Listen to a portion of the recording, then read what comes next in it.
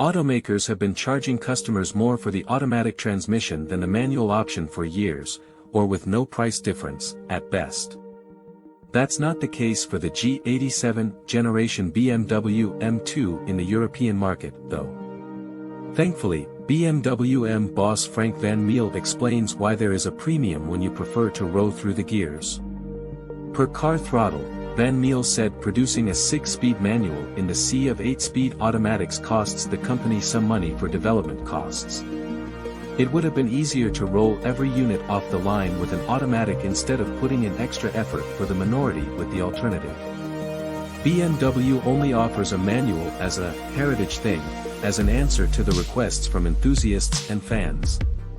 The manual is slower and results in a higher fuel consumption, and, sometimes has also a lower top speed, so the manual actually from an engineering standpoint made no real sense anymore, said Van Meel. And Van Meel is right.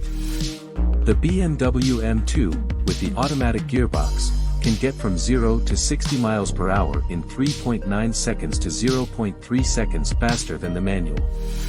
That's why it comes as no surprise the Bavarian automaker chose the automatic version for its Nürburgring run and, fortunately, paid off by setting a new lap record for compact cars. The transmissions are paired to a standard twin-turbo 3.0-liter inline-6 S58 engine, capable of churning out 453 horsepower and 406 lb-ft of torque. This mill can also be found in other BMWs, such as its larger M3 and M4 siblings and the Toyota GR Supra. In the US, stateside consumers can rest assured that the manual option does not cost extra.